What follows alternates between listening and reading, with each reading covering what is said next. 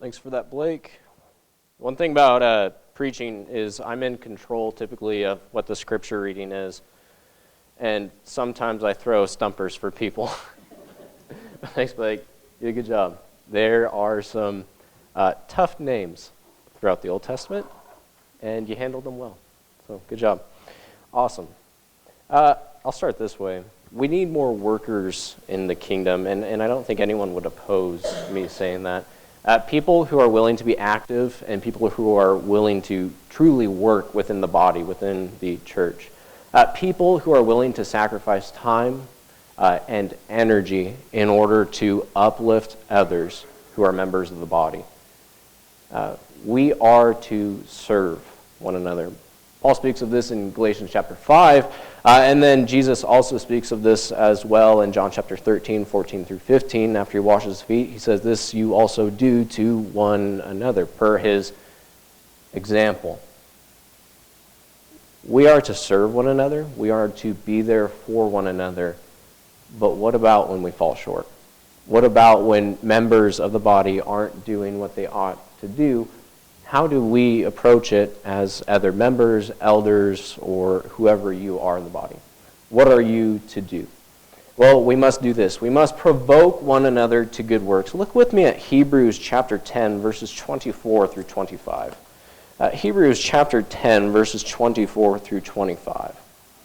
Here the author of Hebrews says this, "And let us consider one another in order to stir up love and good works, not forsaking the assembling of ourselves together, as in the manner of some," which is where most of us focus on with this verse, but notice the back half, "but exhorting one another, urging one another, calling one another beside, and so much more as you see the day approaching." We are to elevate one another to serve. Most people want to serve, and most people want to help, but sometimes we need a little bit of a push. We need a little bit of a nudge in order to start. I was there at one point. I wanted to help in the church. I wanted to serve. I wanted to do this or that, and it just took someone asking me to do it. Patrick Newbill. A lot of you guys probably know him. He was around for a long time. One time, I went up and I led a speech before communion, and he approached me after it and said, "Hey, nice speech. You have some of the qualities that preachers have. Have you ever considered going to seminary, going to preaching school?" And I chuckled and I said, "No way, dude." No way I'm doing that. Man, I love welding. You are not going to get me in a pulpit. I will die before I do that. I don't think I was that specific in it, but it didn't work out. It took a little bit of a push from someone to get me to serve other people. Patrick has almost always been that person to me, and I thank God for him. But you also must be that person to someone else. You got to be that guy for someone else. As members of the body, we must push one another to serve, and this can look different from person to person. It's not going to be the same across the board. It could be parents trying to get children to serve. That's something that we are going to deal with. Or it could be elders getting members to step up, or it could be members getting other members to step up. But the point is this, is that we serve one another, because service shows that we honor one another above ourselves, and it also shows just how much we truly care for one another. Motivating others, it's an essential part of this mix, but it is somewhat easier said than done. Asking someone to help, it's not easy. Honestly, it's pretty awkward. Or if you're in need of help, asking others to come and help you, it's not an easy thing to do. We are uncomfortable in doing this. So, perhaps the Bible gives us some insight into how we can better do this, how we can better elevate other people to serve. And within the scriptures, there are a few examples of this. And Nehemiah chapter 2, verses 9 through 20, is going to be a prime example of this. If you have not turned there, please turn there now. Nehemiah chapter 2, verses 9 through 20. Nehemiah was a leader who needed to motivate a group of people to a monumental task. They needed to rebuild Jerusalem. They needed to rebuild the walls that were destroyed and burned with fire. Jerusalem needed to be secured, which kind of puts things into perspective. When we talk about elevating other people to serve, maybe we're talking about asking others to come and join us on a project at a member's house. Maybe rake some leaves. Maybe serve on the Lord's table. Maybe help out with the building.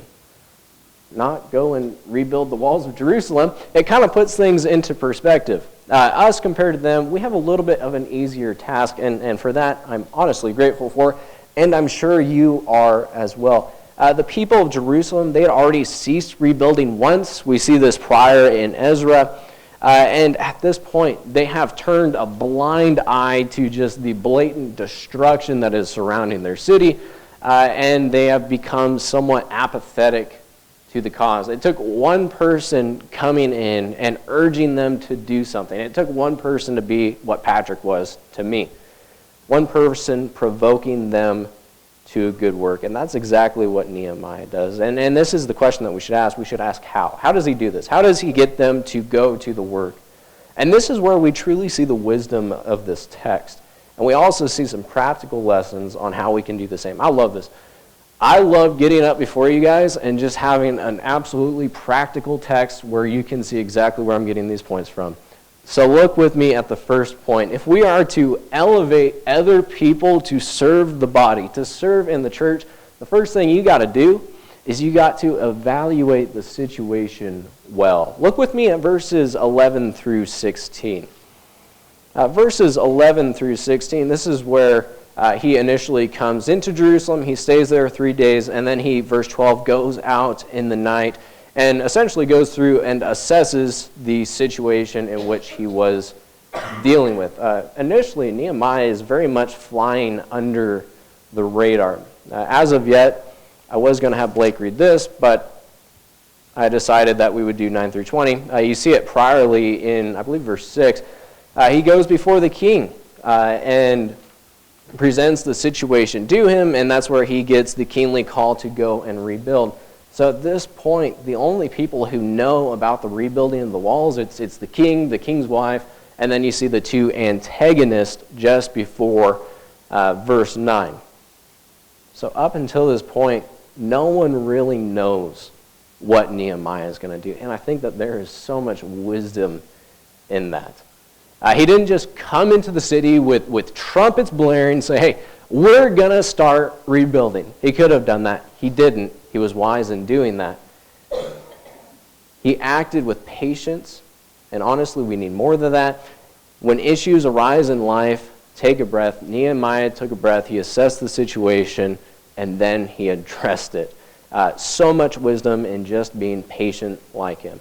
Nehemiah, he had set his heart on already helping those in Jerusalem and bringing a rebirth to the city, but until this point, the knowledge of the issue was built upon secondhand accounts, so therefore he evaluates the situation. Proverbs chapter 18, verse 13, fairly well-known proverb. He who answers the matter before he hears it, it is folly and shame to him. We see that principle brought out here. And that's verses 11 through 16. He does it independently. He does it thoroughly. He does it during the night so he won't be seen. You see that in verse 12. And he does it without broadcasting to the people that he was trying to help. You see that in verse 16. My father-in-law is very high up in the YMCAs on the western side of the state. And he was applying for I'll just say a very high up role within the Eastern Washington, Spokane County YMCAs. You know the very first thing he did when he came to interview for that job? You know what he did? He went and under the radar visited every single YMCA in Spokane County. That's exactly what we see Nehemiah do here. You're just simply going through and you're evaluating the situation. That way you can properly address it with wisdom. And if you look at the context and everything that he's dealing with here, the road ahead was not going to be easy for Nehemiah. He was already facing opposition. We already saw that. Number two, they had already failed to rebuild the wall. You saw that in Ezra chapter 4 when the kingly decree came in and told them to stop. So these people understood, hey, we already failed at this once. And now this guy's going to come in and try to get us to do it again. Well, yeah, that would be a tough road for them, and especially tough for Nehemiah. And at this point, Jerusalem, it lies in ruins. And honestly, if you look at chapter 7, verse 4, it's essentially a ghost town. No one, hardly anyone is living there. The people who had to come in and rebuild, they were coming in from different parts surrounding Jerusalem. Jerusalem was so bad, no one even wanted to live there. And now it was time to rebuild for them. But despite the tough road ahead, Nehemiah's leadership and desire to help persevered. He saw the issues and he took his time, evaluated it, and put together a specific solution. And here's the wisdom in this. I'll say this. No one wants to follow leaders. No one wants to get advice from someone. No one wants to follow someone into battle if you're just simply winging it. If you're not properly addressing the situation, if you're not properly evaluating it, you're not properly thinking out, you don't have a plan, no one's going to follow you. If you are going to elevate others to work, if you're going to try to get people to serve, put together a plan. You got to evaluate the problem properly, and then you got to formulate a plan that addresses it specifically. Let's say that you're a father, and you're deciding to throw your sons into the work of the church. Don't just throw them into the fire. Take your time, think things through, evaluate where growth is needed and how your children can best help the situation. If you just throw your sons into the fire, you're going to end up hurt at the end. I know of one individual who that kind of happened to. And now he doesn't want to get up and do a specific job in the church because he crashed and burned on it first. It's a tough thing. And we must be patient, we must think things through, and we must address things properly. Make a plan for gradual growth if you have your son serving, and then stick to the plan. Remember, I call it the 5 Ps. I think for other people it's 6 Ps, but it's proper preparation prevents poor performance. Proper preparation. Prepare properly. Evaluate the situation well. And we see that from verses 11 through 16, but go with me to the second point. I love this. Verses 17 through 18. There the Bible says, "Then I said to them, you see the distress that we are in, how Jerusalem lies waste. Its gates are burned with fire. Come and let us build the wall of Jerusalem, that we may no longer be a reproach. And I told them of the hand of my God, which had been good to me, and also the king's words that he had spoken to me.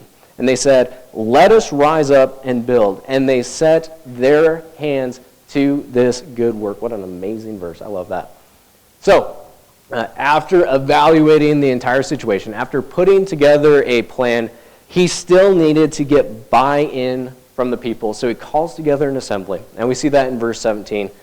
But he still needed to get buy-in. He needed the people to buy into him as a leader. Buy-in is absolutely huge. Numbers chapter 13 and 14. Remember the 12 spies. Why didn't the Israelites buy into Moses' plan? Because doubt had crept in because of 10 of them. Moses failed to get buy-in. Moses' leadership at this point and in this exact situation, ultimately it failed. The people failed in this. Nehemiah needed buy-in, and the people ultimately buy into his plan. We see that in verse 18. But again, we need to ask the question, how? How did Nehemiah get the people to buy into his idea? Well, first, look with me at the beginning of verse 17. He communicates the issue very clearly to them. You see the distress that we are in, how Jerusalem lies in waste and its gates are burned with fire. That's rather blunt. I hope you're able to see that. It's easier to get people to help if you make the problems abundantly apparent to them. And that's exactly what he does here. So let's go ahead, let's backpedal, and I'm going to put together a hypothetical. I'm going to say this. Let's go rake leaves for the people in the church. That's all I'm going to say. That's pretty easy to say no to. You say, well, it's Sunday, there's football on, the Browns are playing, and they're probably losing right now. I'd rather go watch them.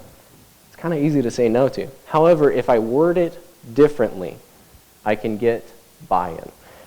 Rather than saying, hey, let's go rake leaves, I could say this, hey, it's the time of year when there are seasonal needs from members in the body. Things need winterized, leaves need raked, gutters need cleaned, sprinklers need blown out, and some members cannot physically do this themselves. A few hours of your time can greatly help your fellow Christians and alleviate stress and unnecessary burdens on them. Would you please come join us in this work? That one sounds a little bit better. That one, if you say no to, you realize that you're kind of hurting other people. Hey guys, it's fall. We could probably do this for other Christians, right? A little bit of a hint. We're going to have a work day coming up. So, a little bit of buy-in before we do the work day. We can greatly help other people if we do this. So, a little bit pointing forward for us. But you see the difference between the two. You see how you're able to get buy-in from other people if you truly pose the issue before them, rather than just asking for work. And the same thing is true if you're trying to get someone to serve on the table or anything else. How you word it matters. How you word the issue before them matters. Sometimes blind eyes are turned to serious issues. At this point, the people of Jerusalem, they've seen the walls, they knew how destroyed the city was, yet it took a leader stepping up to solve the issue. People, the church needs Nehemiahs today. People who see issues, bring attention to them, and work to find a solution. And in all of this, as we work to go through and get solutions in the church, communication is key. Nehemiah puts it fairly bluntly, and then also beyond this, Jesus does it too. Jesus can be very blunt at times. Rather, Matthew chapter 16, verse 23, where he told Peter to get behind me, Satan. Pretty blunt. Sometimes we as people need to be blunt when serious issues arise. But the next thing he does, he communicates the solution. And then how he does this, how he motivates them is so interesting. I say that a lot, but I do find this so interesting. He says three simple words initially. He says, let us build. It's not, y'all start construction while I go grab an iced tea, but rather he says, let us build. Look with me at verse 17. How many we's and us's he puts into this. And this is just so practical. He says, you see the distress that we are in, how Jerusalem lies its waste. Its gates are burned with fire. Come and let us build the wall of Jerusalem, that we may no longer be a reproach. If you're going to elevate others to good work, if you're going to try to get others to serve yourself first. So crucial. You see this in here as well. Also, look at this. Look at how he motivated them out of verse 17. He doesn't use external motivation. He doesn't put together money for them to try to motivate them as a people. And there's so much wisdom in this. He strives for internal motivation in them. He says that we may no longer be a reproach. It's an internal motivation. Let us labor so that we are no longer a disgrace. Let us labor so that we are helping fellow Christians. It's internal motivation rather than external. In Christianity, internal motivation is key in every single thing we do. It's true discipleship. It shows that it's affecting your heart and it's affecting your mind. I could talk about that all day. But go on. Look with me at verse 18. He also, thirdly, communicates trust. I told them the hand of my God which had been good upon me, and also the king's word that he had spoken to me. So they said, let us rise up and build. Why should they buy into this guy? Why should they follow this guy's plan? Well, here's why. Because God's providential hand has been with him the entire time. Number one, that's huge. Number two, why? Because he has a kingly decree to do so. In Ezra chapter 4, why were they stopped from the work? Because of a kingly decree. Well, now the king says, go ahead and build. Kind of jumping over that hurdle. You will never motivate others if they have no reason to trust you. Give people reasons to trust you. Build relationships in the church. 1 Peter chapter 3 and verse 8. Looking at this overall, looking at this point, if we are going to elevate others to work, if we're going to try to get other people to work, we need to communicate well. Nehemiah communicated the issue, solution, and why you should trust him. What a model to strive for. I love it. Okay, so now notice that it doesn't end there. 19 and 20, and then also kind of verses 9 and 10. He also faced opposition. But when Sanballat the Horonite, Tobiah the Ammonite official, and Geshem the Arab heard of it, they laughed at us and despised us and said, "What is this thing that you're doing? Will you rebel against the king?" Also you saw that in Ezra 4. So I answered them and said to them, "The God of heaven himself will prosper us. Therefore, as his servants will arise and build. But you have no heritage or rights or memorial in Jerusalem." So the people, they answered Nehemiah with an astounding yes. They put their hands to the work. But starting means nothing ultimately if you don't finish. Jesus talks about this. He brings up this very point in Luke chapter 14, verses 28 through 30, where he talks about the man who's going to build the tower, doesn't count the cost, and then fails, so it's a half-built tower, and everyone mocks him. Well, the same thing is true here. If they were to start, they would be a reproach again. Opposition, this entire time, you see it in verses 9 and 10, it was always on the horizon for them, and they always had to overcome it. And Sanballat, Tobiah, and Geshem, they bring this classic opposition to them. They pre-accused them of rebellion. As I noted, you already saw that in Ezra 4. That was one of the reasons they stopped. And then this is something that I also find so interesting in the book of Nehemiah. They laughed at us and despised us. This is something that you continually see brought up in Nehemiah. The opposition that people brought to him, it's all mockery. They're like high school bullies making fun of these guys. In Nehemiah chapter 4 in verse 3, they make the joke that if a fox were to hop up on the wall, it were to fall over. That's childish. That's high school. But that's their opposition.